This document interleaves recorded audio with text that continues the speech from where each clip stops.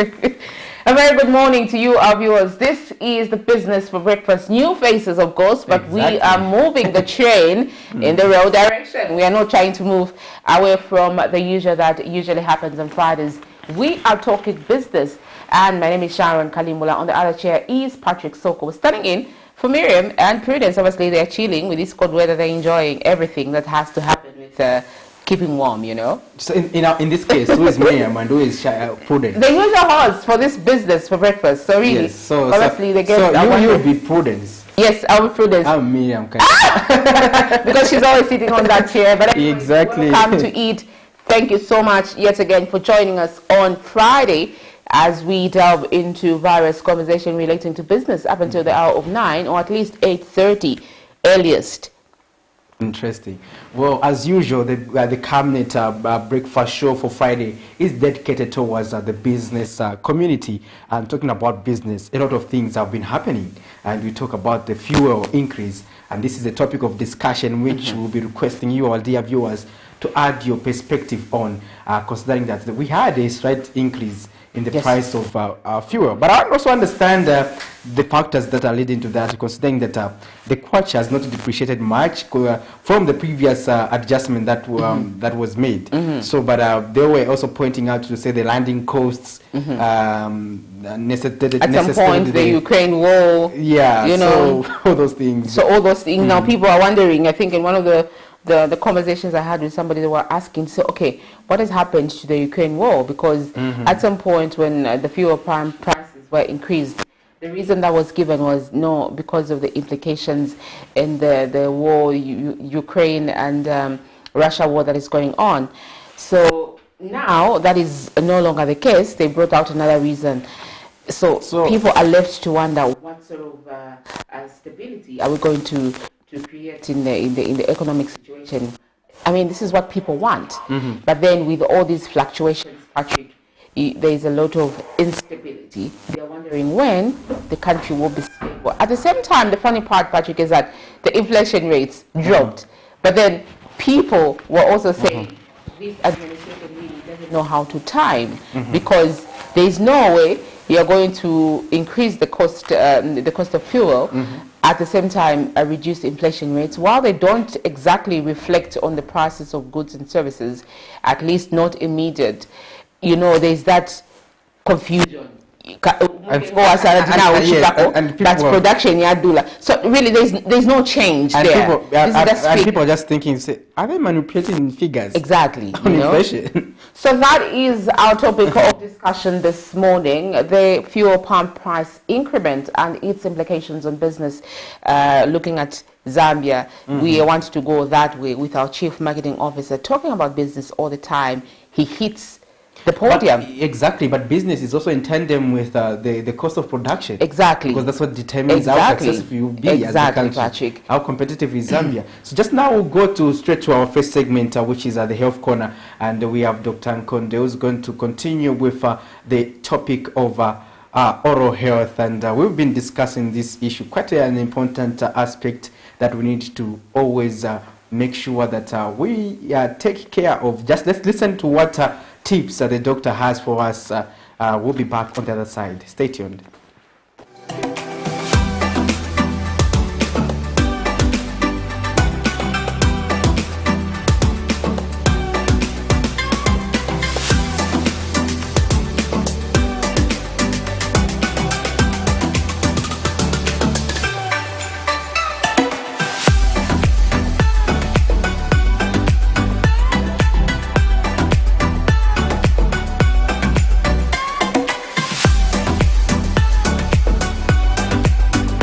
Good morning, viewers. I'm Dr. Nkonde Jesse from the Medical Women Association of Zambia, and I'm here to discuss issues concerning oral health. The theme for this year's Zambia Dental Association is Be Proud of Your Mouth. And this is an important theme in regards to psychosocial comportment as well as mental health.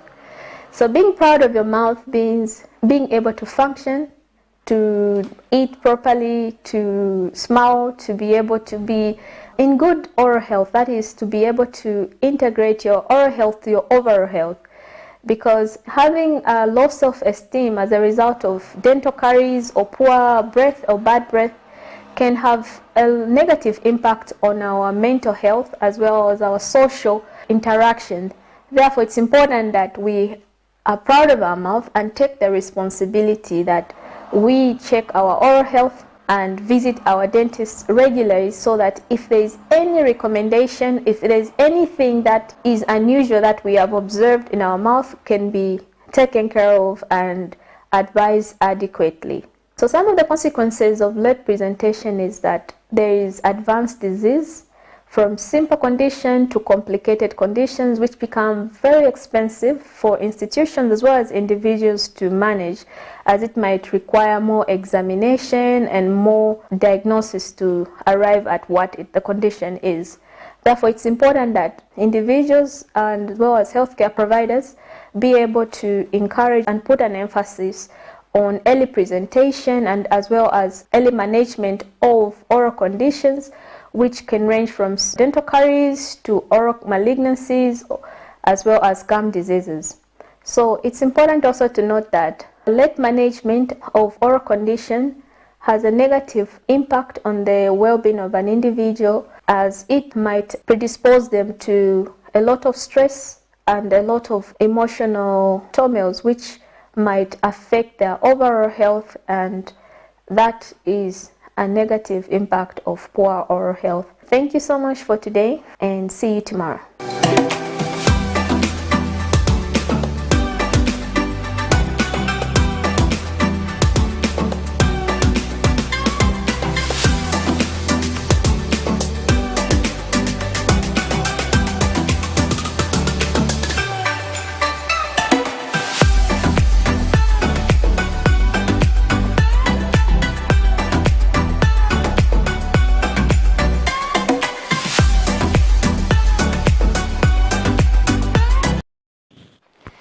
Well, there you have it. Quite an interesting topic of discussion we've been having throughout this week on oral health, and we look at the theme that was pronounced by the doctor: be proud of your mouth. You need to make sure you are proud by doing the necessary things, and see your dentist to ensure that they advise you accordingly on how you can take care of your mouth.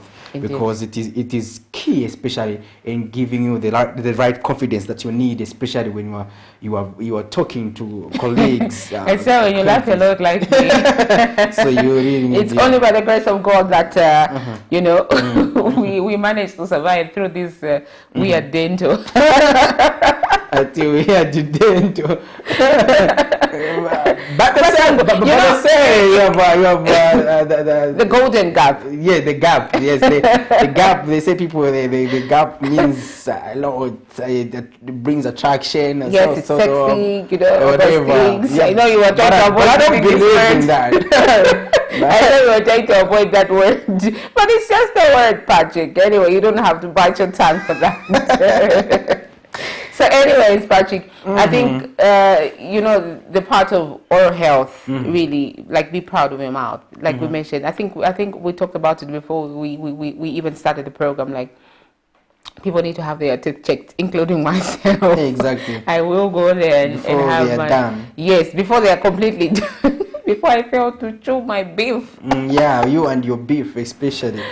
All those things. All right, let's look at how the money is faring, our kwacha against the major convertibles, and thereafter we continue. Patrick? Well, $1 dollar is buying at 16 kwacha 67 ngwe and selling at 17 ngwe. 17 kwacha rather, and the euro is buying at 18 kwacha 89 ngwe and selling at 19 kwacha 26 ngwe.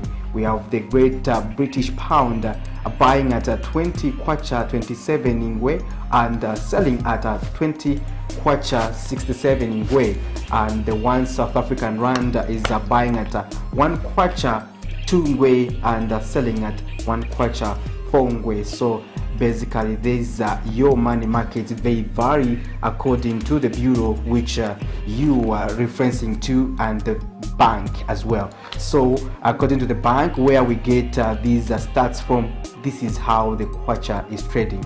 And Sharon, you see, the kwacha is actually trading within the same bandwidth, and we are looking at the 16 to 17. It hasn't jumped to 18 yet, or 19. It's been quite a while. We've been at 19. It has been trading in this range, and also that brings us to the conversation we've been having, Sharon, because if you look at those figures surrounding the kwacha, there hasn't been major differences from the previous currency change that necessitated a minor increase in the fuel prices. But we saw the ERB even increase the commodity by about 2 kwacha, and that I think cause for concern, because we are seeing that the major determinant factor has always been the kwacha. But even within the same ranges, we're still seeing a lot of increases on the important commodity, which is fuel. When we talk about fuel, Sharon, fuel is a catalyst or engine to the economy. Because everything, Sharon, for you and I to be in the studio, we had to use fuel.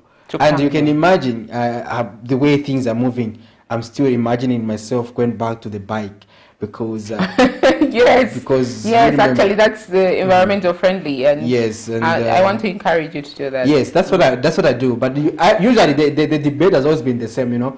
You are a journalist and a bike. They say yes, and you don't go along because with a connector and your dead body as I come along, Mrs. dead body. You need to cover this story. Then I say, let me go to the office. I park my bike. Because immediately I'm parking my bike there, someone is getting it, you know that exactly. So my thinking is that breaking news or my bike? Breaking news instead. Okay, I get breaking news, but I'll lose my bike. But what am I going to come for work tomorrow? You get a sense? Right? So no wonder they discourage us in that front. So let's hope we still manage to survive and adjust. Anyway, everything is manageable, but obviously the cost of doing business is very unstable. It's already high in Zambia, like according to the economists that we've spoken to, the economists that Prudence has been talking to for quite a long time in the world of business. Those that understand the figures, they know and understand that the monthly fuel adjustment, either upwards or downwards, is economically not viable. Because prices of commodities will keep changing. By the time let's just give an example of bus fares, Patrick. There was a time that they kept on increasing every month. So literally last month there was a minor reduction. They couldn't reduce. But this time around is an increase. They will definitely increase. Obviously, they're even planning to sit today with the Road Transport and Safety Agency, among other stakeholders in the transport sector, to see how they can increase these bus fares, you know. So really, people move from moving from one place to another is an economic activity. Yes, you're right. But then if people cannot afford to go to office, cannot afford to do those businesses, I think one of the economists that we had spoken to had given an example to say, if at all you are going to, your capital injection in a business is about 30 kwacha, and then when you order those products, you sell them and make exactly 30 kwacha, or even a 28 kwacha, because you are using the profit for transport to that place where you're doing your business from.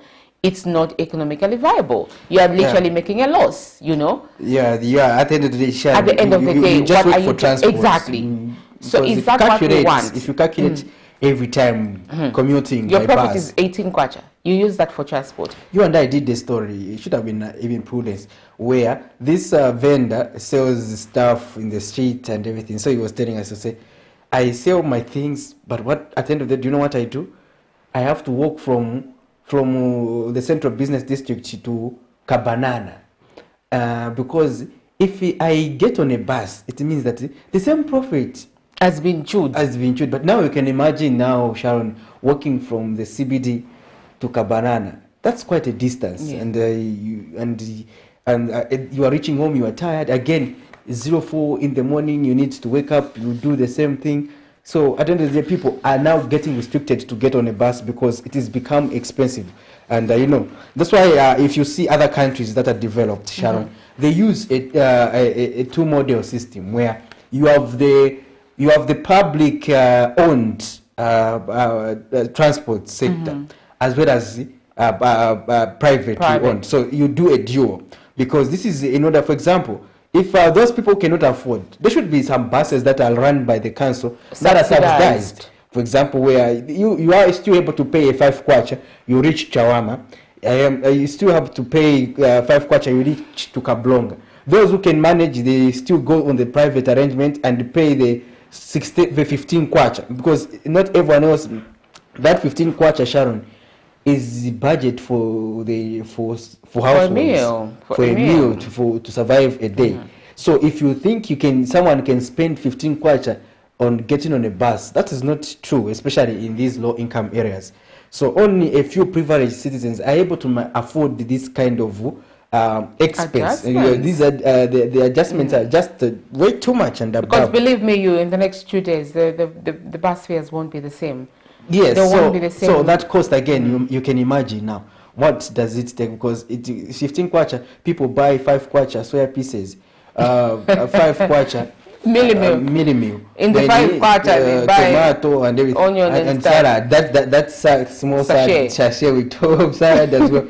The body, they buy the body at 2 kwacha, isn't it? Yes, the body. Now you can imagine. Someone will debate, Sharon, I get on a bus, or I start my family. But while people are walking again, they also encounter a lot of things, you see, because you are knocking off probably 18 hours. As you are heading home, the junkies also get the same 15 kwacha. You see the challenges now people are facing. Exactly. So today we are talking about the fuel pump prices, which were yesterday adjusted upwards as of midnight, and the cost implications on business communities. Obviously, they may not be as immediate, but within a week, the implications will start to be seen and trickling down to those that are the end users of these prices of commodities that are being manufactured.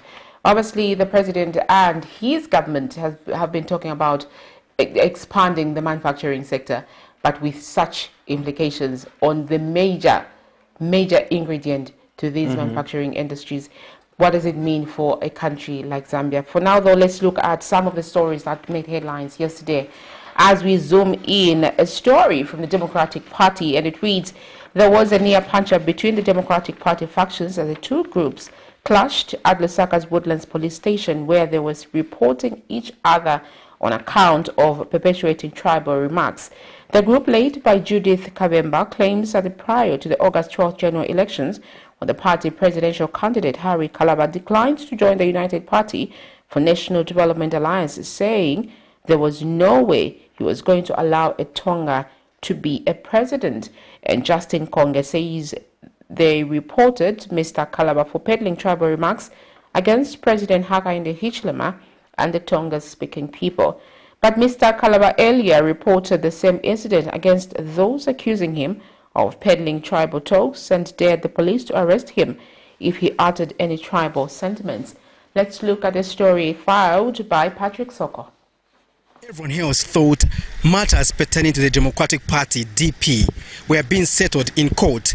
Well, they were at it again at the Woodlands police station. Harry Kalaba is a masquerader. That chap has never been president and you will never be president of DP. He can't appoint nobody. The chap I was speaking him, he can't appoint me. Thursday, 30th June 2022, Democratic Party leader Harry Kalaba reported the Judith Kabemba faction for implicating him in issuing tribal remarks against the Tonga-speaking people and President Hakainde Hichilema in the build-up to the August 12th general election. Shortly after filing his report, this is what Mr. Kalaba said. I came to tell the police that you don't just allege.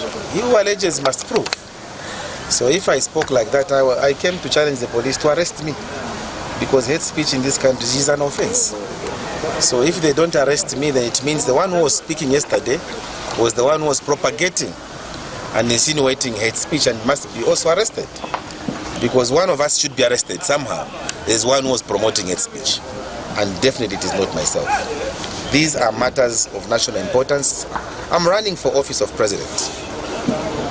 And I am running to promote the office of president and the constitution of Zambia. And because of that, I think it's only imperative that I walk the talk. While the Hari Kalaba camp was still talking to the media, the Judith Kabemba group arrived at the Woodlands police station. It is at this point they exchanged bitter words and a near punch-up. So what do you want to do? So do what you want. Who are you? Hey, keep quiet. You are not my class. Keep quiet. Keep quiet. So that guy is a coward. So we are not interacting. We are here. What about Stupid. You know. Hari Kalaba has never been you. I'm telling you. Don't touch me. I'm telling you. Don't touch me. Don't touch me. Judith Kabemba and Justin Konge also reported Mr. Kalaba for allegedly peddling tribal talk and masquerading as the Democratic Party president. We are here and we have reported Mr. Kalaba. Firstly, Mr. Kalaba uttered words against President Hakainde Hichilema and against the Tonga people. Mr. Kalaba said there was no way Zambia would be ruled by a Tonga because Tongas are selfish people, they are greedy people, and they are people that only care for themselves. We announced that we are going to report Hari Kalaba tomorrow morning at Woodlands Police for hate speech and sabotaging government. So before we realized, he heard from the radio and wanted to pull a fast one. So when you saw us come, we were just coming on our own to come and do our own reporting here at Woodlands, because we even mentioned only to hear that Hari Kalaba is here making a report and wanting to pull a fast one. Typical of him, even when he was about to be fired, he put the first one and lied to the people of Zambia that have just resigned. After hearing that every member in the meeting wanted us to go in an alliance with the UPND, Hari said there is no way I'll be able to be escorting HH to State House. A lot of people have come and they have beaten him. I also have to beat him. If we have to be in an alliance, ask HH to come and be my running mate. That was his position. Beat me.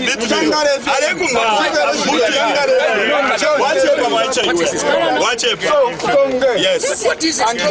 So people are calling that there is a matter here. When you're doing an interview, the journalists are calling us. Well, what does the future hold for the DP? For now, only time will tell. Patrick Soko, Camnet News in Lusaka. Only time will tell, according to Soko there. Yes, indeed, Patrick. Only time will tell. Well written and well brought out. You know, the two factions really, they make me wonder. I was there, but I was just wondering what was happening. When I was processing, I was just thinking, say, where are there by-elections in Mongo there? It's quiet. These guys brought noise here. You know that we were used to know, like Mr. Chipens was saying when we hosted him, Sharon, during our interview, that during by-elections, we used to see incidents like the one we were witnessing at Woodlands. Yes. But you see, it was actually surprising that these people are fighting the Democratic Party. And they, like you earlier said, these matters have been before the courts. But again, they want to start other cases against each other again, to take each other again to court. So for me, I think most cases that are like that of involving the DP have ended it bad. So the best is that they should just find an amicable solution. Otherwise, such political parties have no to last, Sharon. Exactly. This is what happened to the NDC. I think it was a viable party until it just split. You know, there was this faction, We can even mention one of the oldest political parties, the MMD. I mean, it had the factions of the Nakachindas of that world before he literally joined the Patriotic Front and got a stint of being Minister of Water at some point and nominated MP at least for some months. Really, he was an MMD faction person, you know. So it has ended badly. It has ended badly because and this is bad for democracy. I think it's bad because it's not helping political parties grow. and political parties are an important stakeholder in a democracy. There is no way you can claim to be a democracy if you don't have political parties. You know, opposition political parties only have a ruling party. But what this does really is that it gives power to the ruling party to exist for a longer period of time, in as much as maybe it's not responsive to the needs of the people. You know, people will have no option of unseating them because they feel, which other party are we going to look for? You know, if we're going to have the DPs of that world fighting, MMD fighting, NDC fighting, what does it mean? NAREP, of course, fighting, the Maboshi and the Nyirenda camp, you know, while the other camp is with the alliance, the other camp isn't. You know, equally with the NDC, it's the same thing. It's the same thing, the other camp is with the alliance, UPND alliance is with the ruling party, and the other party is, the other part is an opposition, a standalone opposition. So really, the MMD as well, it's the same thing. Nevers Momba-led MMD is with the alliance, is supporting the alliance, while the one that is led by Mr. Chilima and the other group, they are on their own, you know. And allegedly, the DP as well, this DP, you know, the Judith Kabemba lady, is working with the ruling party. Alleged, I'm using alleged, I'm very specific on that. And when you say alleged, I can help you back that, because the Judith said that they had 90% of the members of the party had voted that they should go into an alliance with the UPND, and only a few had opted to go in an alliance with the PF, including Mr. Kalava, according to Judith, rather. So that tells you that the Judith camp is working with the ruling party. Yeah, exactly. They have a soft spot towards the ruling party. Soft spot indeed.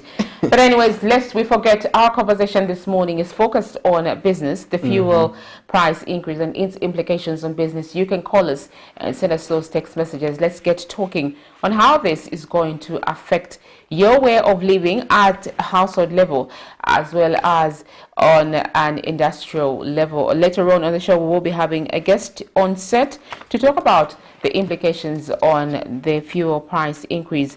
For now, let's also zoom into one of the stories. Patrick, what do we have there?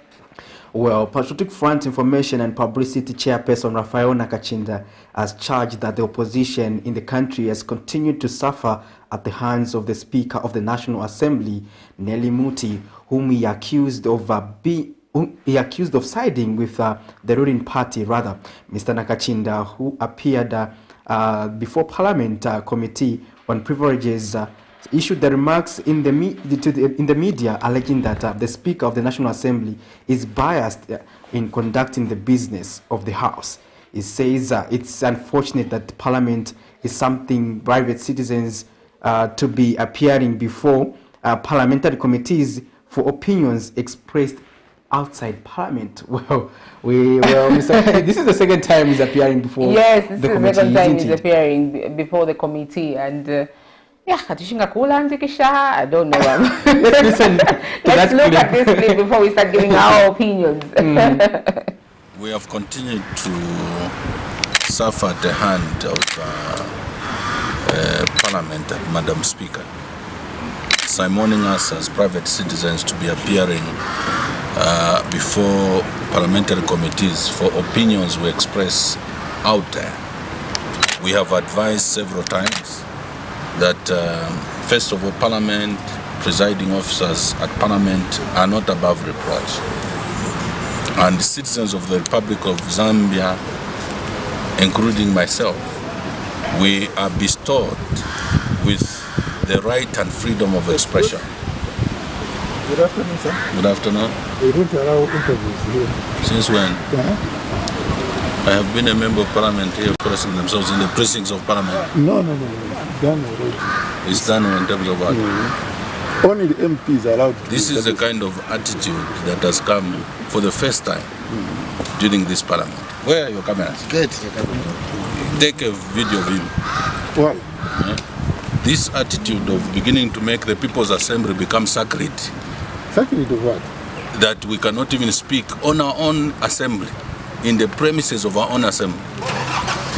I have as much right to this assembly as anybody else. I cast a vote to have representation here, just like the millions of Zambians. So this business of saying that I don't have the right to express myself is not correct.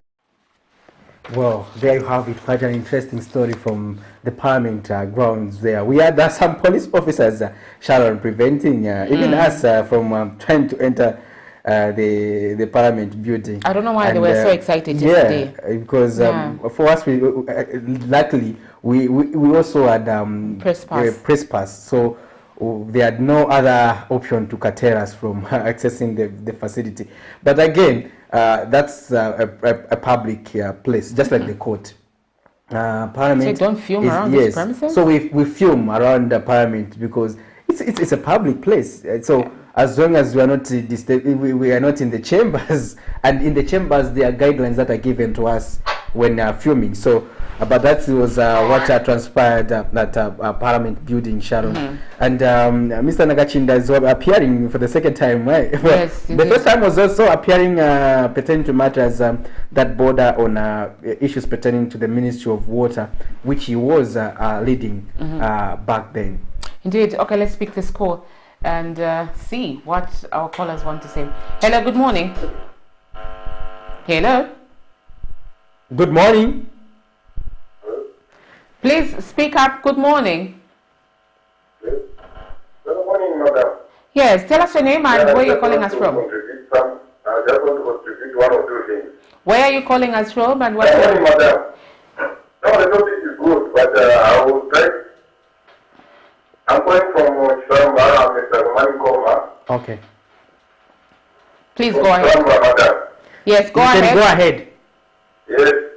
Yeah, the thing is that, you know what, this business, that bomb, where can I get a lower long term?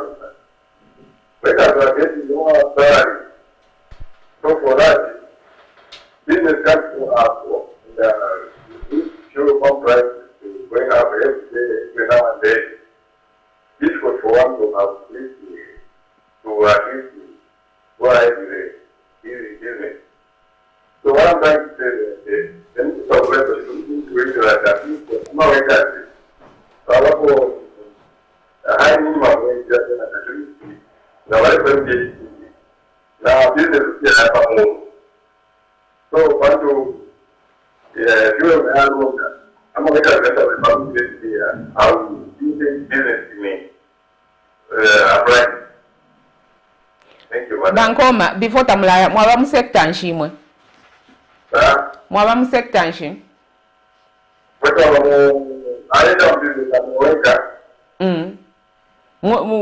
Ni sector nshimwe mwaba mwe manufacturing shani. Yeah, I'm a Okay.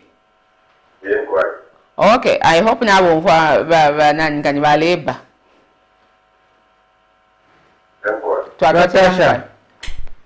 Okay, just what we were talking about exactly. You know, the cost of living keeps going high because the truth of the matter is that once the fuel pump prices go up, they increase, they adjusted upwards, whatever fancy word you want to use, you know, but ngabalunda, you know, in short. Yes. Ngabalunda. It's the prices of goods and services, the sugars of that world. Everything. The coffee that you're drinking, Patrick. The milk, the cooking oil, it's everything will just shoot, but your salary is the same. So that's what Mr. Nkoma is saying here, to say, okay, Ministry of Labor should also look at us. They can be doing all these increments, you know, but the Ministry of Labor should come up with a minimum wage that is viable. And that's why I asked what sector he belongs. As we talk about the national budget, 2023 national budget, Sharon, you and I are aware that currently the Ministry of Finance is receiving submissions. Yes. They have been sitting with various stakeholders, and even yesterday they were engaging a number of NGOs, including NGOCC. I saw them. I saw CTPD, other NGOs.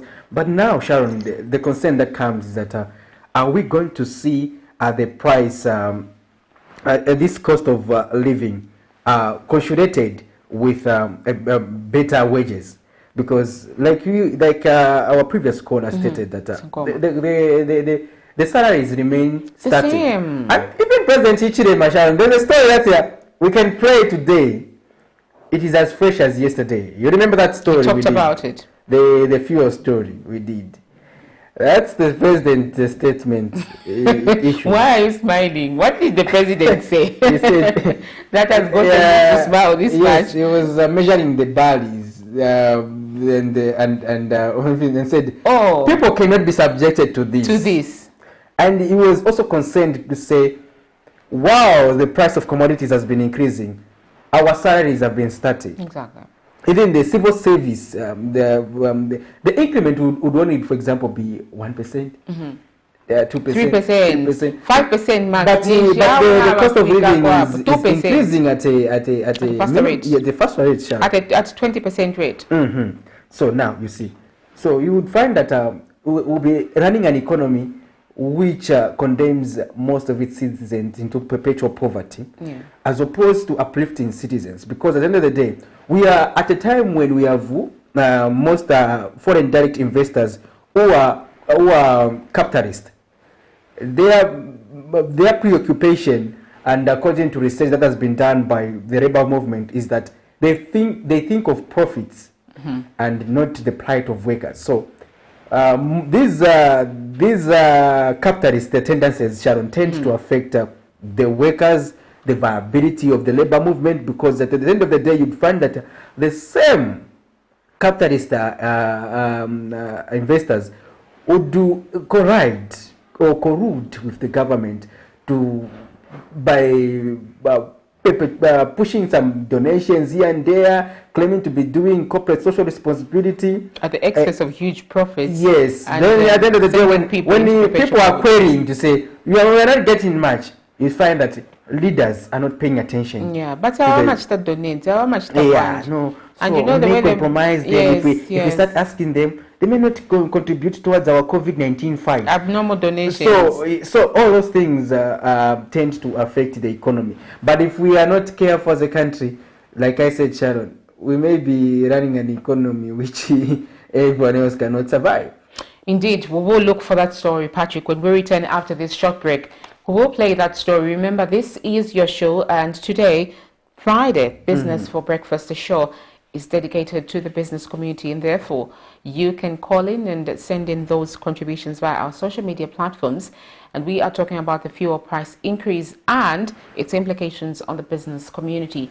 Let's also talk about how it's going to impact you at household level. Of course, we've had Mr. Nkoma there calling from Chisamba, just talking about how this unstable fuel price is impacting their lives, especially that the salaries have remained the same for quite some time. So let's talk about what how it's going to implicate your life, what it means to you as an ordinary person, alongside the inflation rates that we just announced yesterday. Yesterday we had quite a number of interesting business stories, and we will be playing, we'll be reading some of those stories in the business sector. For now, though, let's take a short break. When we return, we continue the conversation. Good morning. Oh, we testify, we celebrate. Hello, I'm Deborah Lukalu, all the way from South Africa. You are watching Camnet channel, not just another channel. God bless you. Stay tuned. We testify, we celebrate. For all you've done, Lord, we give you all the praise. Oh, we testify, we celebrate. Oh, Lord, we give you all the praise. Camnet TV is becoming big and better. You can now watch Camnet TV wherever you are around the world, simply by downloading the Camnet TV app.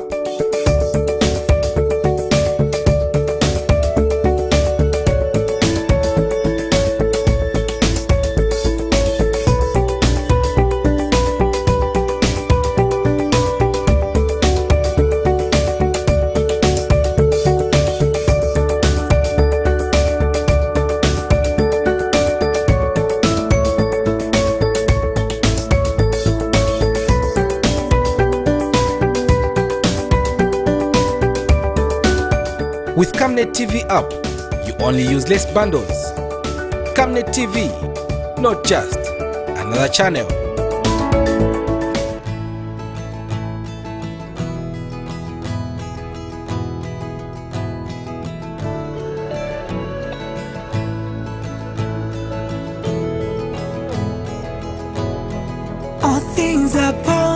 possible as long as Christ is within you.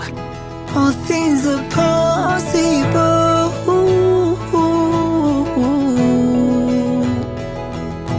Yeah. Move, move, move, move, move the mountain.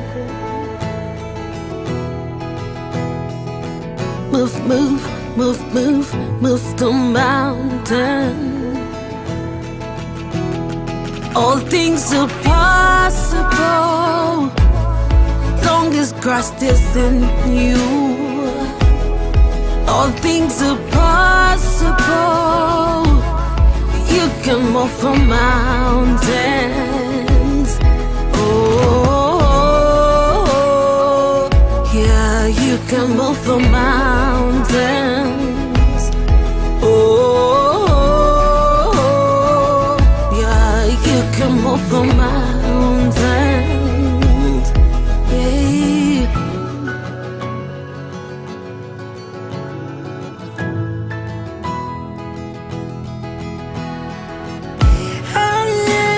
A champion, a champion, a champion.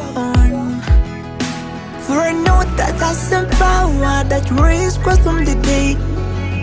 He's in me. Hey, yeah, yeah, yeah. So don't let you feel that define you. Pali, mulopa. Se Goliath. You a little while up on a Rally child of the king, so one fin sambu. Pali vaya maka.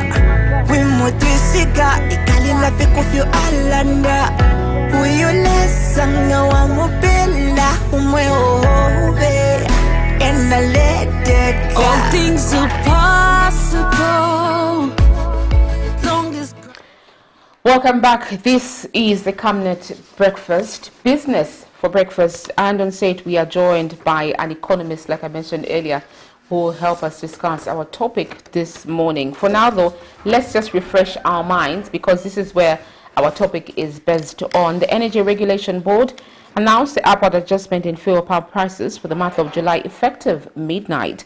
ERB Board Chairperson Reynolds Boa disclosed that the petrol will now trade at 26 kwacha 75 ngwe and diesel at 25 kwacha 75 ngwe, while kerosene stands at 21 kwacha 27 ngwe. Previously, petrol was trading at 24 kwacha 95 ngwe and diesel was at 25 kwacha 64 ngwe, while kerosene was at 18 kwacha 76 ngwe. Mr. Boa has attributed the increase to the unprecedented increase in the price of petroleum products on the international market. He says, among other factors, that continued geopolitical tension in Ukraine and Russia has caused premium demand, resulting into pressure on the landed cost of imported petroleum products. Let's look at what Mr. Wall was saying, and thereafter we delve into the conversation with Mr. Kelvin. The Energy Regulation Board has adjusted upwards the pump prices of petroleum products by 1 kwacha 18 ngwe per litre for petrol, 2 kwacha 37 ngwe per litre for diesel, and 2 kwacha 51 ngwe per litre for kerosene. The adjustment in the pump prices is due to the unprecedented increase in the price of petroleum products on the international market. The recorded increase in international oil prices was mainly attributed to the global oil demand and supply imbalance caused by a combination of factors, such as the continued geopolitical tensions in Ukraine and Russia and increased oil demand worldwide, which has caused pressure on the landed cost of imported products. The demand has put pressure on the landed cost of imported products. Consequently, the prices of petroleum products on the local market have all surpassed the threshold for upward price adjustment. Well, there you have it. Quite an interesting story that triggers emotion, because people hardly want to hear increase. And that is what ERB was just doing yesterday. And they actually took more time than necessary, according to the time they were expected to address the press. It was supposed to be 16, but 17, they already 30, did that around 18. Exactly. And just that tells you the back and forth communication they were having before they would announce that price increase. In studio, we've been joined by our guest to help us discuss these and many other issues pertaining to the economy. And he is Mr. Kelvin Chisanga. He is an economist. Welcome to the program, sir. Thank you so much. Good morning, viewers. We are happy that you could find time to be with us this morning. It was my pleasure. Thank you. Yes, let's delve into the same topic of discussion, the impact of the increase in fuel prices on businesses, especially that we have seen an upward trajectory. And in Zambia, we have a tendency where when prices go up, they hardly come down. So we just want to get what impact does that have, especially on the economy and over, especially amongst those who cannot adjust. There are those who can adjust, but there are those who cannot adjust. Well, okay, the increase in this case, it's quite inevitable that we are looking at the international market where there is too much of variability in terms of performance. There has been a lot of fluctuation in terms of our commodity, and obviously we have seen that we are now in a position where the economic fundamentals are now ticking in a positive direction, and we've seen the upsurge of production across industries. And obviously, yes, the compounding factors also could be coming from the geopolitical tensions that we are also able to see. But obviously, in as much as this comes to be an inevitable issue, it is also something that I would say it will affect a number of key fundamentals in the economy. Obviously, we know that one thing that we'll be able to see is that there will be price growth across a board of product, be it in a consumption a form of stuff. Even when you look at the issue to do with operations, productions, name it, I think we'll be able to see a lot of things gravitating into that direction. The challenge that we have in the case of business, it's very difficult for us to actually bring down some of the costs when we receive a reduction, maybe when it comes to reduction of fuel at a certain point. But what I would say is that the impact is going to affect a number of key fundamentals, and obviously we're going to see that even when it comes to, even if as we have there is this period where we're seeing to have a good pricing on cooking oil and a few other things. We'll be able to see that some of these things also actually have to trigger a bit, because we were getting raw materials like sunflower and a few other ingredients will also trigger through the cost of transportation. So by and large, what I would say that it's going to affect a number of key fundamentals in the economy, more so in the production as well as consumption. But is the aspect of a monthly review of prices sustainable for the country? It's not something that is sustainable, but obviously given the condition that we are as a nation, I think we've got so many other factors that we can actually underplay. We do not have enough sufficient storage facilities for us to actually give birth to a better shape in terms of the balanced view for fuel. And also the other aspect that we have actually been having is the issue to do with what has been happening as well. The geopolitical tension has also gravitated to this level. What we should have done is that maybe we should have looked at trying to revamp Indeni and probably look at how best we can make that as a strategic sustenance in terms of our commodity. So maybe what I would say is that the monthly cost fuel calculator has not been a very good formula for Zambia, but obviously given the different elements in the economy, it is what is actually giving us to the level that we have to look at things in this direction. I'm sure there should be a way where there can be a moderate strategy that the government should be able to work out with the key stakeholders to ensure that we have a sufficient supply of oil on the market. Because what are those ways in which you feel government can engage stakeholders to ensure that the situation... My personal view and suggestion is that the government should actually strongly look at, disbanding some of the policies that govern around fuel and probably come up with a stabilization and recovery levy, which should be able to help solve some of the effects. Should it happen that we have a big or a jump in the commodity, because obviously fuel interplays a number of key factors across different sectors of the economy. So if we can look at a better way in which we can have something to fall back on, should it happen that we have a surge on the prices of oil commodity, they can get some sort of like subsidies and flow it on the market so that no one should be able to feel that impact, especially when it comes to the most vulnerable in this case. Is that attainable? It can be attainable because obviously what has been happening that there is a small percentage that the government gets from fuel. Subsidies is actually in the form of policies, but we have something that we also pay when we are buying fuel from the filling station, which is a small percentage, and that money goes into the form of tax. So if there can be that moderate way in which that money should be able to actually be turned into stabilization fund, should it happen that we have a price growth of some sort, or even a certain means of jump on the commodity, we should be able to get that money and cushion it on the impact. Okay. In case you are just joining us, you are watching the Camnet Breakfast Business Edition, and we are in studio discussing with Mr. Kelvin Chisanga, who is helping us delve into this topic. You too, our dear viewers, can add your perspective by calling the studio. Just now, we take this call. Hello. Hello, good morning. Good morning. Good morning. Please tell us your name and where you're calling us from. Calling from? Solwezi. Solwezi. You said your name is? Promise. Proverbs? Promise. Promise. Oh. Okay. Okay. You can Please go ahead with your contribution.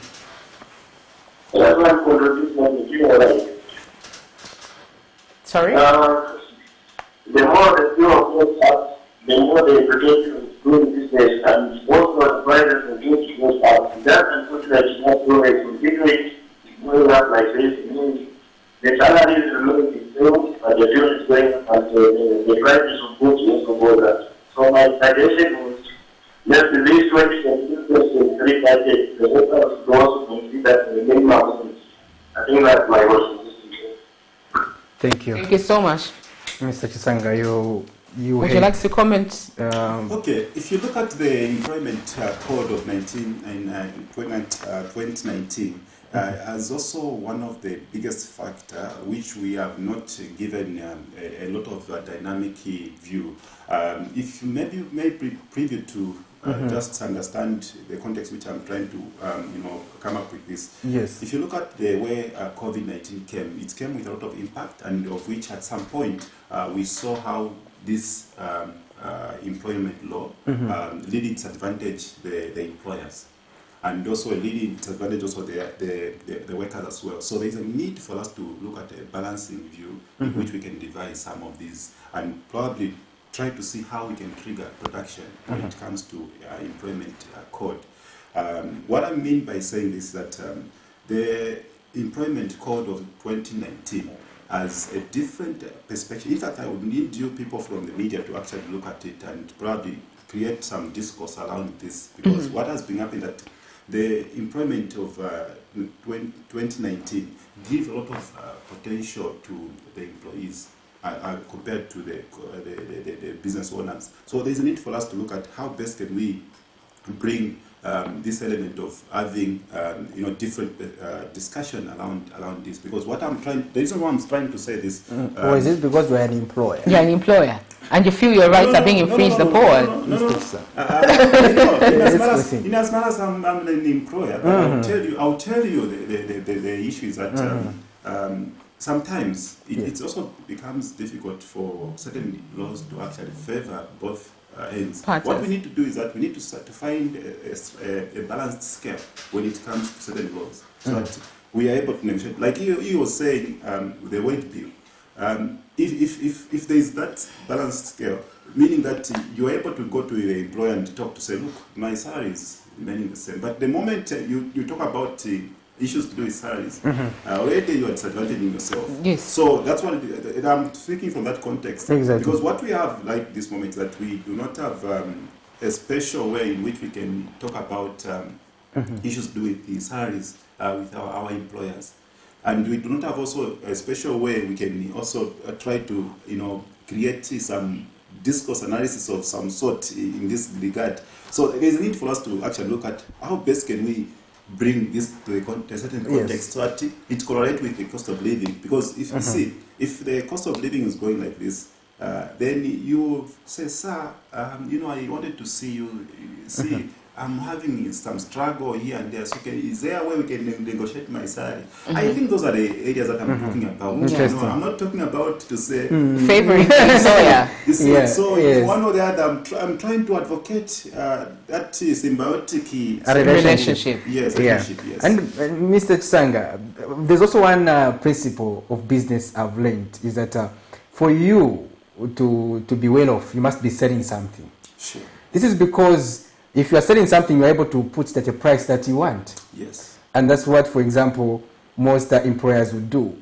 Even let's say even the transport sector, the commuter has no chance to negotiate because they will just say our price is now they may be going to 17 kwacha. 17 kwacha. It means that people, whether they like it or not, they will have to pay that 17 kwacha. Yes, sure. So if the driver of that bus is demanding for a salary adjustment, then it must be given because at the end of the day, the owner of the vehicle is making sure that that bus still maintains the same profit because they will increase.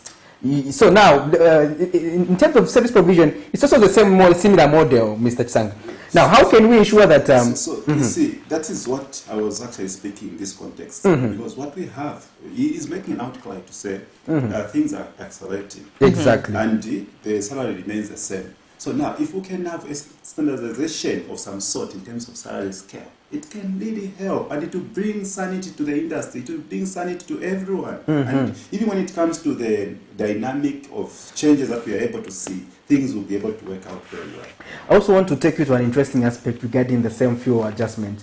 Another concern, Mr. Chisanga, is that diesel has been expensive over petrol. It's becoming expensive over petrol now. But in the past, we used to see petrol being expensive compared to petrol. So now, people have been questioning the rationale why diesel is becoming expensive. It's not actually expensive, but it's catching up. It's catching up, yes. But it is mostly used for production in agriculture. And as a country, we are also advancing agriculture productivity, especially under irrigation farming and other aspects. So now, how do we consolidate that? And how, if we are going to be making sure that the price of diesel continues to escalate, how does that affect our productivity? You see, the challenge that has been there is that the economy is running on diesel. That's what you should know. And much of the fundamentals, be it the mining, manufacturing, or any, even when it comes to the agribusiness, they are running on diesel. And diesel has a huge demand. That's the reason why we're able to see this. Petrol in our case in Zambia, it's just a little sort of use where you're just using in cars. But the large part of machinery is running on diesel. So that's the reason why we have actually seen diesel getting to this level.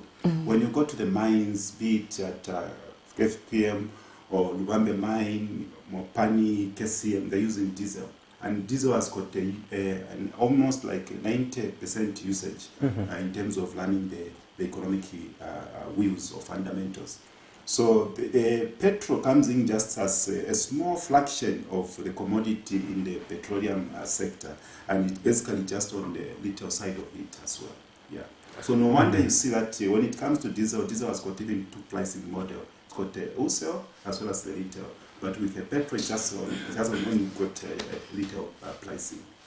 Okay. Interesting aspect. Then what are the long-term suggestions would you have, Mr. Chisanga? I understand you've been also taking an interest on this subject in terms of us stabilizing the price in the long run, because we may be having challenges because the government may need to spend resources elsewhere, and maybe we may be having these challenges. But in the long term, What sort of interventions do we need as a country to ensure that we stabilize the price of fuel?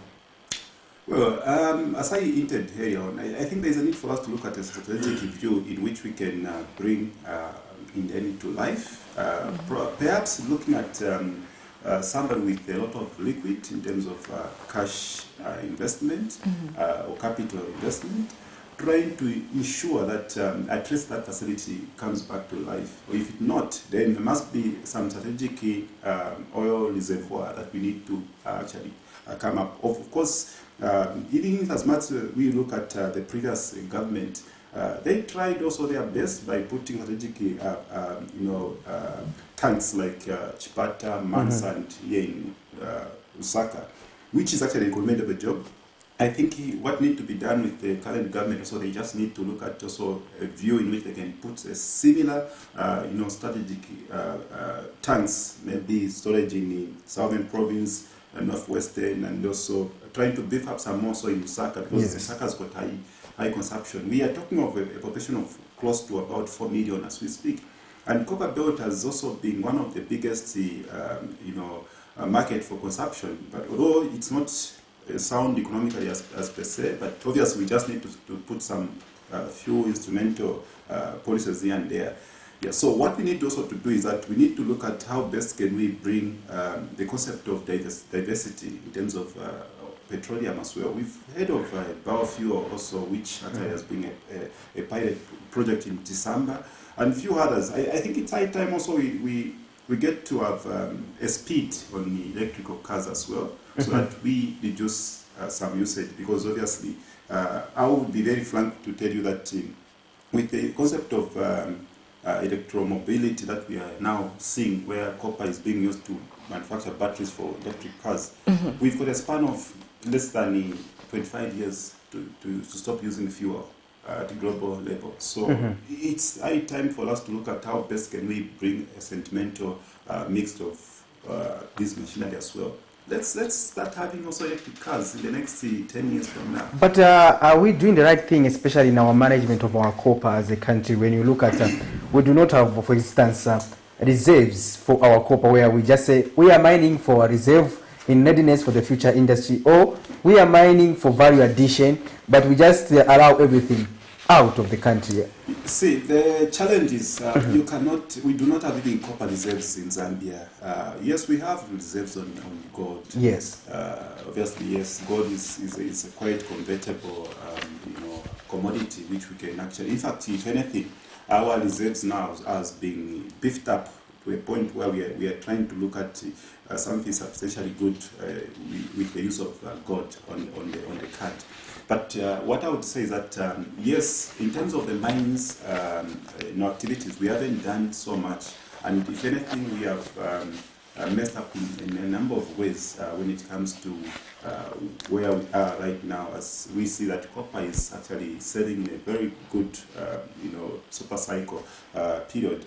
And if anything, what we should have done is that we should have looked at a way we can complement the current atmosphere. What we have right now is that copper has a high demand on the international market because of the electromobility that is taking place. It's now incumbent upon us to look at how best can we bring the aspect of administration as well as production into close coordination, even when the government actually is in the forefront of all these things. Contrary to what is happening, we've seen that the mines have actually got a lot of issues, like talk of the KCM, which is actually under litigation. We've seen also Mopani also having some bit of challenges in terms of liquidity. Mopani in itself, it needs about close to about $300 million to just lamp up some of the production. And by the way, the two mines that are on the Copper Belt, Mopani and KCM, these are able to produce about 1.5 million metric tons of copper, meaning that if you are to, iron out some of these teething issues, we're able to do something sufficiently good, comparing to, in fact, lying with the what the government vision is of getting 3 million metric tons. We are able to do that within 5 years. So what needs to be done in this case, we just need to look at how can we moderate and share ideas that could actually bring a productive sense of life to these two mines. And also, when we look at even just the way the mines also have actually been performing, I think First Quantum is doing quite good for this nation. So if we can have a model of First Quantum across board, across many firms, then we're able to do something good and we're able to push through. Of course, yes, the mining sales tax has also been very good for Zambia, and mostly it has been used to cushion some of the pressure that we have actually been seeing from the forex market on the FX market as we speak. Yeah. Interesting. Now, I also want you to help us analyze this aspect of inflation, Sharon. Inflation in Zambia has been on a reduction trajectory. Indeed. But people have been arguing, say, what this downward trajectory what does it mean? What does it mean? As of yesterday, let me just read through. As of yesterday, the Zambia Statistics Agency announced a 0.32% reduction in the annual inflation rate from 10.2% in May to 9.7% for June. So what does it mean for me, Patrick, and you? Because now we have it's a single digit. People are calling it single, but for me, really, 9.7, at least the basic math that I learned, it's still at 10. Because when I round off the 7, it comes back to 10. It's about 5. Okay. Okay, you know, the good part here is that it's signifying that the economy is healing, meaning that we are coming from a point where the economy was eating. If you look at the pattern in which we have actually been having the key microeconomic variables like the inflation, the exchange rate, and the interest rate, and a few others that we could actually speak, it signifies to say that we are now getting to a certain point where some of the things will start having some good what can I say? There's a way I can put it. Some good feeling in a way. Okay, what my context is this. Once we got to a point where the economy is showing this sign, meaning that the rate at which the prices were moving is quite reducing. We are going on a downhill side of things.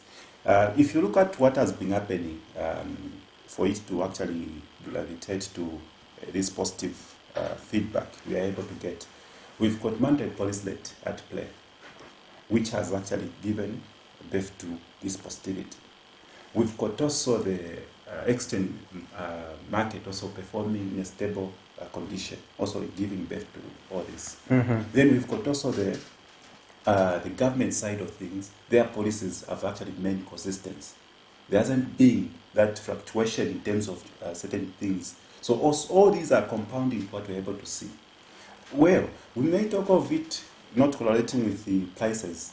What we are lacking in this equation is the production. So, as I mentioned, even when you look at somebody is having maybe a wound, when it is about to start getting to a certain better stage, it has that eating effect. So that's what we are able to see right this moment. We are in a healing process to a point where we haven't done certain things for us to get certain good sentiment out of it. So what is happening in this moment is that as we get to this point in this matter, sooner or later we should be able to see that production and consumption start matching. What we are lacking here is that we've got a high consumption, which is on demand, high demand. Then we've got low production.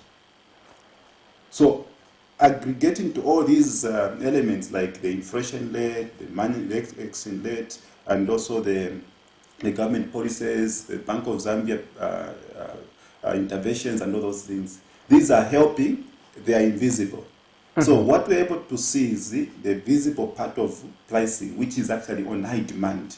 But still, there are some small invisibilities that we're able to see in the consumption, which are also reducing. Some things have reduced. We are not able to see. That's the reason why we are able now to see inflation coming this direction. The composition of inflation does not come from food only. It has different elements at play. Yes. Interesting. All right, but then people I hope it's understood.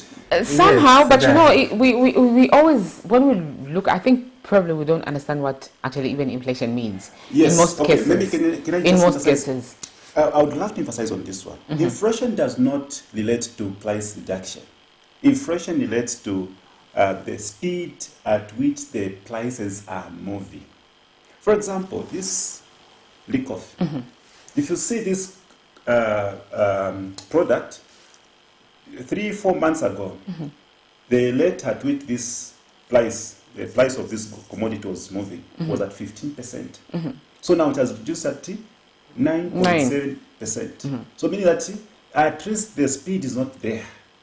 As much as we can see that speed of 15%. So what is this speed that you're talking about? Is it how much it's going to cost, or how much it's running off the shelf? How much it's running to get off the shelf, the shelves. What I'm trying to say is this: at a point where certain things start increasing, like we see petrol increasing, diesel increasing, the point at which this will be moving, it will be moving at 9.7%. Imagine we had inflation at 20%. When they increase fuel, it will move at 20%. It has to correlate with the other fundamental factors that are underlying its state of being. Yes. So I don't know if I'm so to the seventh grade. Okay, the idea of this show really is to educate people out there. So sure. I'm trying as much as possible to make people out there understand what this means, because most of the things that we get from these, most of the questions is that, but then what is this inflation? You know, even if it increases or it decreases, the prices of goods and commodities keep being the same. So really, to the 7th grader, I want you to explain to the 7th grader out there to understand from their household level. I like this conversation. Yes. I'm sure I will even speak my language. That's perfect. I am very much proud of my language. That's perfect. Mulamole ringi obali amkushite fintu abantu balayisha fyadula mana nashite fintu bali umutengolo fyabaso leo fyabaso wapokola ishanya file change every day. So that is the inflation corporate being at play. So now when they see certain things being stagnant for some time, they also start complaining. Say, you see, so that inflation is at play, but it's invisible. You know, meaning that this week off, in the next 2 weeks, it will see the same thing, the same amount that you bought last time. But now, when inflation is at high, you will see that after 3 days, that is that component of inflation. So now, when it is stagnant for 2 weeks, for a week, for a month, that is what inflation is playing at. Okay. I hope they've understood. Yeah, I think this the explanation is clear, especially that he went the native way. So if you see even the way now the ERB has been increasing the prices for the last 2 months, it will tell you that it is also in tandem with the inflation aspect, because they were going to increase it by 5. If they increase by 5, for example, you saw the way things were running. See, even that increment that we have seen from ERB, also compounds into inflation. Yes. The increase right now, as we speak, we will not be able to see a huge movement from 9.7% of inflation. Meaning that the next time when we make some reflection for July inflation, it will just be a minimum. It will be just maybe like 9.4, 9.5. So meaning that the fuel component has factored in inflation, has triggered that inflation.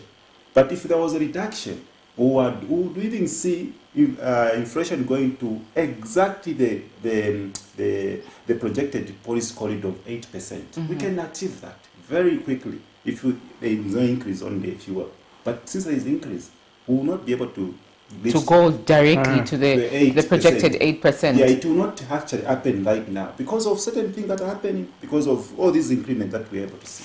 Interesting views out there. In case you are just joining us, we're talking to economist Kelvin Chisanga, who is helping us conversate on the issue of the fuel price increase and its implications on the business communities. He is in business, obviously he is impacted, and we've had callers that have brought in the issue of the minimum wage as one of the things that is so negative insofar as the price increase is concerned, because once that is done, it directly affects the prices of goods and services out there. While their salaries are still the same, they are now calling on the Ministry of Labour to look at this as well. As the prices of food and other items increase, their salaries also increase. A situation or a statement that has also been endorsed by Mr. Tsanga here. You have endorsed it. He said, yes, because it's basically the same thing as you said. Say, no, the workers and the employers need to have a conversation when such things happen. This is basically what the callers we are talking about. Say, okay, Katulandi, Bikirenko, but you know, people are scared to talk because there's nothing that protects them. Even the employers also expect to say, there's this issue that is preventing us and everything. You know, we've got a lot of things that are actually happening in the economy. And what we have seen, if you understand it very critically in this way, we've got what we call poverty income that is actually prevailing. You might see that everyone is just okay, he's got maybe big phones, he's got food, he's got everything. But just the way money is coming, it's where we're having issues. So you see, the issue that I'm trying to drive, that there's income poverty as we speak, but we need to counterbalance it by production, by trying to work hard. That's what is required right now. The environment has been made conducive. We've got a very good political calmness, and we've got also a lot of other elements that we can actually underplay or interplay with and make something economically good out of this. Yeah. Now, also quite interesting is that let's talk at the moment we have budget submissions that are ongoing, and we still see our budgets, successive budgets, tilting towards the pay-as-you-earn as the major source of revenue for the government. But how can the government enhance its revenue generation, as well as also provide relief to the workers? And just your perspective on that. You see, okay, before I answer that one, I've just got one problem. Of course, it's a good problem in a way, but the issue is... Full of solutions? Yeah, the issue is in Zambia, and even just in our physical budget, I think we have one thing that we never get to learn. In as much as we have a learning budget which is ending in December, and then we are looking at the budget for next year, some of the projects have not received the good feedback for us to actually see that yes, we can make progress and probably input another project of this nature for the next budget. So there is a need for us to look at how best certain projects have actually happened. And much more, you look at January to now, I think not much has been done per se for us to warrant certain projects to be on repetition.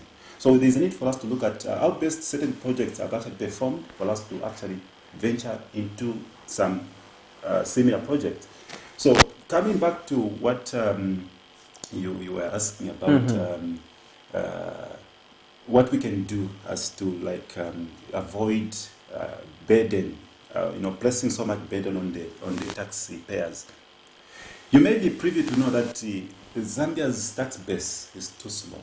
We've got few people that are working, and that's the main reason why it actually comes out to be like this. So now, for us to counterbalance that, we need government to come with good policies that can warrant participation of the local, players like the SME, and probably even just to create a conducive atmosphere by having or reducing complexities on the licenses, because that's what actually has been given birth to what we're able to see. What government should be able to do also is that we need to look at how best can we activate the local conduct policy. Over time, yes, we have this local policy under the Ministry of Commerce and Industry. It has been very much idle. We need to actualize it and ensuring that the local participation is something that can be guaranteed in this case. And ensuring that we give tax holidays to our own people, our own local people. So that those people, if they register with the PACLA or whoever, They have got tax holiday. They have got a free will up to a certain point of time for them to actually start paying back to the government in terms of taxes, in terms of levy, in terms of fees and all those things. I think that's what we need to do. Yes, government has been trying by all means also to come up with a way in which it can cushion the impact. That's the reason why we are talking of the IMF, which has actually been an necessary evil in this case. Mm-hmm. Yes, in as much as it may be an evil scheme in a way people think, for me I think it's a necessary evil because it comes in to offset some of these balances that we're able to see.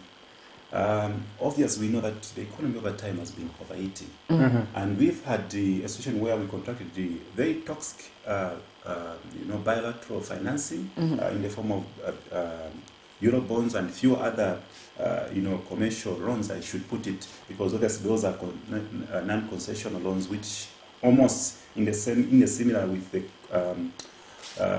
commercial loans. So what we're trying to do is that we're trying to get the concession loan and replace it with replace the non-concession loan, in this case using the IMF model.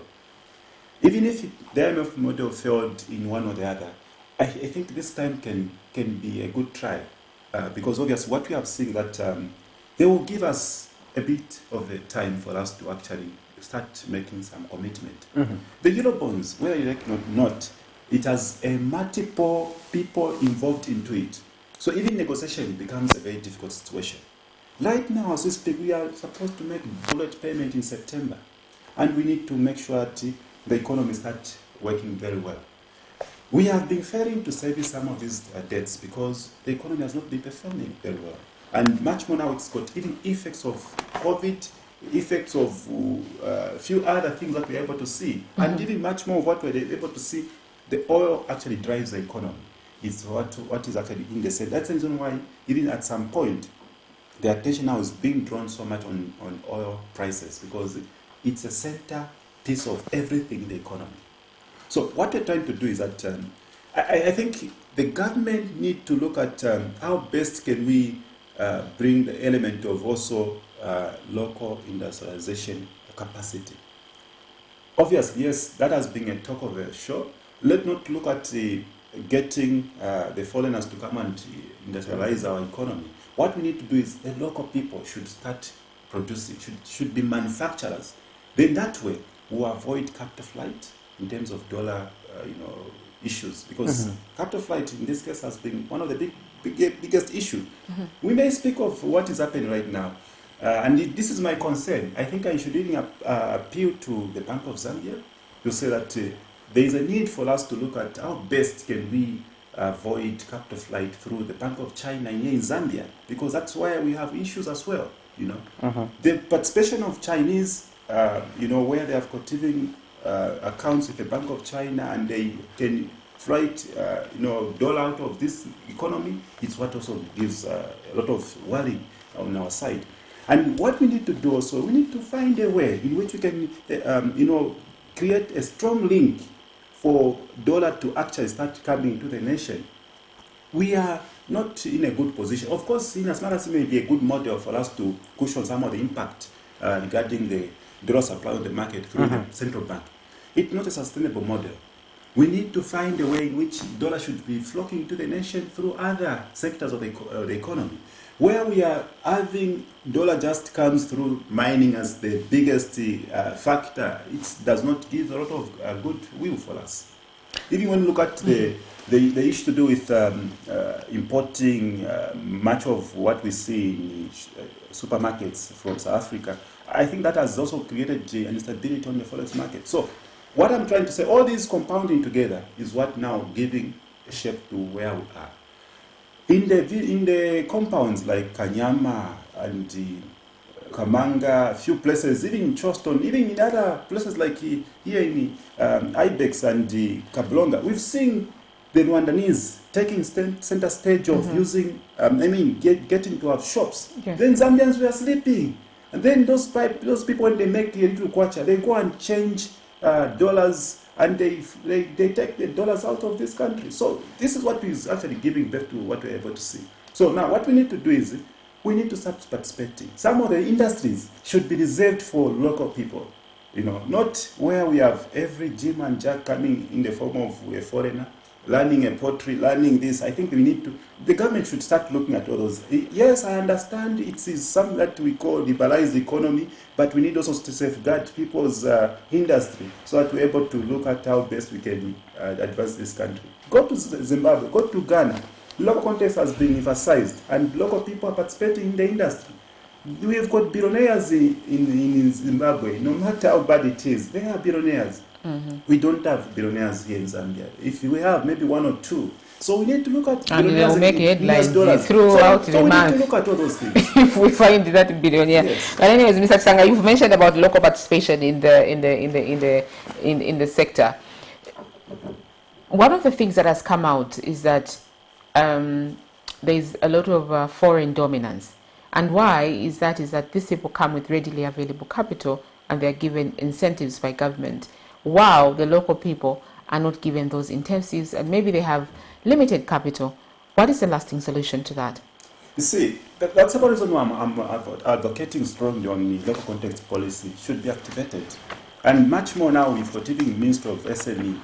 I think, for me, I'll be very frank with you.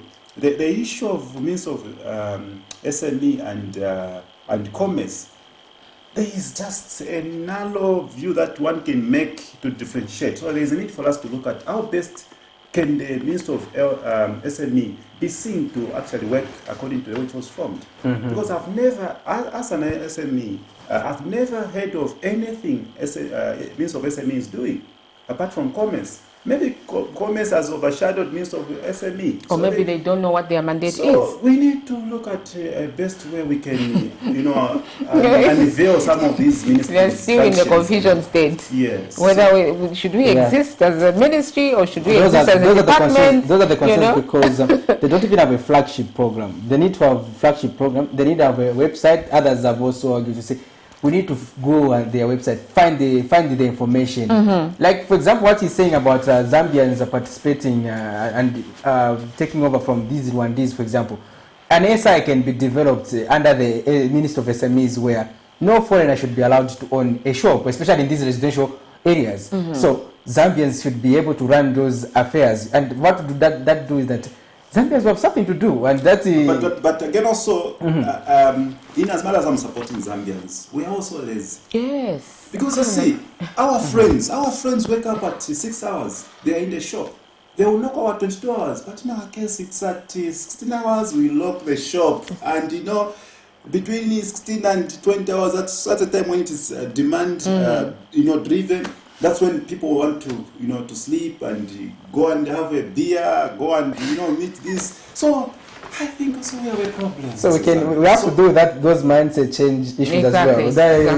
So that we make sure that Sharon does not give us problems when waking up in the morning, especially when we say we are outside. Can we go? No, I still want to sleep.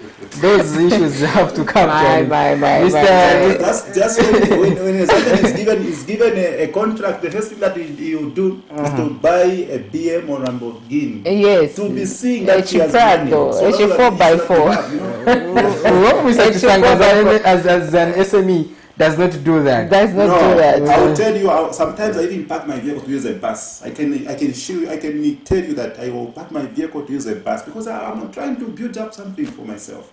I'm not there to look. The concept that we have. If you even go, I think we've got a very wrong mentality. I can maybe allow me to speak this.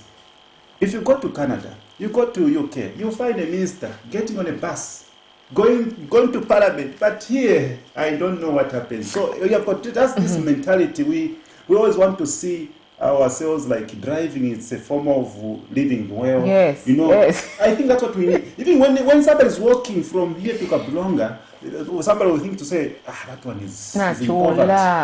So we've got that mind, and even ourselves, we blanket ourselves to say, how are they looking at me? So I think those are the things that we need to change. Yeah, I think yeah. For me, I'm telling, I'm proud to get on a bus. I'm proud to. I don't know what I can say. Because you own a car already. Because you own a car already, it's a choice. But then if you really don't have a choice, then it's the public transport that you have to use. You know, you feel like you're so poor. Sharon, I'm talking about breakfast. I think even one of the videos that circulated, I think in Southern Province, one of the teachers, and I don't know if you saw it, are teachers who don't have cars. They are discouraging pupils, you know, in a way, demotivating pupils. So really, it's emanating from what he said, to say when you're walking or when you're using a public transport, people will think you're on that other bracket, when in fact not. We've actually put having a vehicle as part of being wealthy or rich or something like that, when it's not the case. I think people should also read this book, Rich Dad Poor Daddy. You know, this book has a lot of business wisdom. Yeah, because you see, it has taught me one element where even if you've got, like I would say, there was a time I had $1 million in my. And you slept. That was 50 cash. It's okay. It's an exam. We should never find time to change when we have money. No. We should never find, you know, some people when they have money, even when they have even just a 500,000 kwacha or a 2 billion or a 2 million in their account, they want to go to Kablong and start staying there. You know, they want to get on an airplane when they have got vehicles that can take them. You know, so all those, I think we need to look at, if money comes, let it not change the way you are. It should just be an added advantage to a point where, of course, people want to show it off. Yes. You see? So I think we need to look at a way in which we can just maintain ourselves. Just maintain, and where you are able to help. I think that's what we need to do.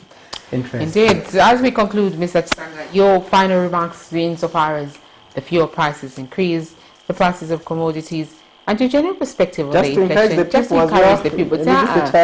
Chill. This inflation means something better for you. So really, just give them a word. Don't change when you have that 1 million. If you have me 50 pin, Mr. Chisanga, I can't even sleep. I'll just sleep a bit. I'm gonna you know, don't check my bag. Money. Your words to the viewers out there. Yeah, you know, somebody was saying, money chiwa. Yes. Umuntu for kuchinja for the sudden. Do I know you? Whom do you think you are? Just because somebody has got teach paper fair. You know, okay, yes, there is value, but I think there is a need for us to look at we are the same. Humanity comes first. We bring the same. If anything, I would always say this. If we go to UTH, you'll find people in the mortuary that were very rich, who could actually pass through the mortuary, who died in the high cost. They will be passing through that mortuary and they will go to funeral parlors. So you see, even when it comes to the graveyard, we see rich and poor. So I think, I don't know why we should look at that. But anyway, coming to our business. Yes. Our economy is actually on the light trajectory. Obviously, we know that we are getting a lot of good effects in the economy. And obviously, even if we have a poor poor harvest this year, where we have recorded about 2.7 million metric tons, we are food secure. We have got a carryover of about 1.5 million metric tons of maize. But obviously, the regional market has got a huge appetite in terms of maize commodity. We just need to find a way in which we can upsurge our production.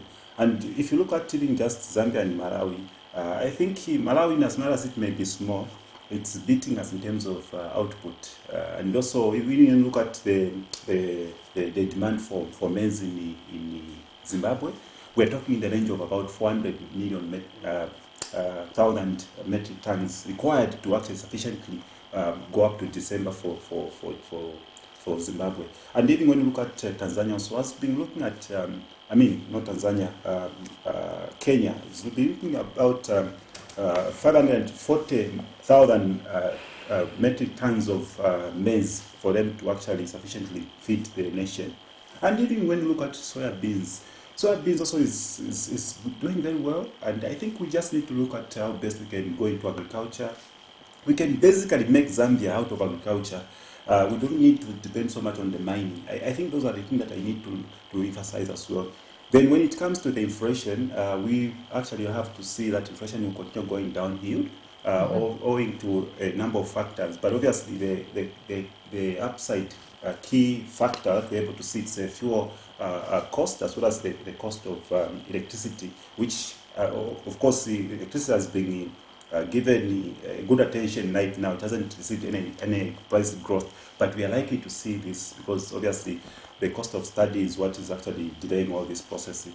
But what I would also say that yes, if we trend very well as the nation, we also need to take care of ourselves when it comes to the climatic change that we are able to see. Obviously, yes, there are quite a number of good effects that we are able to see when it comes to policy guideline and a few other things. Yeah, we can speak a lot, but I think for now, even when it comes to kwacha, we'll see stability up to somewhere like August, but starting from September, we'll see an upsurge demand on the kwacha. All right. On the dollar. Thank you so much, Mr. Kelvin Chisanga. There, an economist helping us discuss this morning's topic, that was the fuel price increase and its implications on the prices of commodities in the country. Of course, the Energy Regulation Board yesterday, being the last day of the month, they were announcing the fuel price adjustment, and they have increased across the board, not with one figure though, but they've increased all the commodities, the petrol, diesel, what 9%. exactly. So we will see and wait to actually know and understand how it's going to affect the movement of goods, at least in the next 3-4 days. People are very quick to increase, but very, very slow at a snail's pace to decrease these prices. Patrick? Interesting, Sharon. I think we have had a good conversation with Mr. Chisanga. And until next week, when we come again with another interesting episode of the Camnet Breakfast Business Edition, Sharon and I will be back on Wednesday, Thursday, and Friday next week. Stay tuned to Camnet TV, and remember, Camnet TV is not just another channel. Good morning.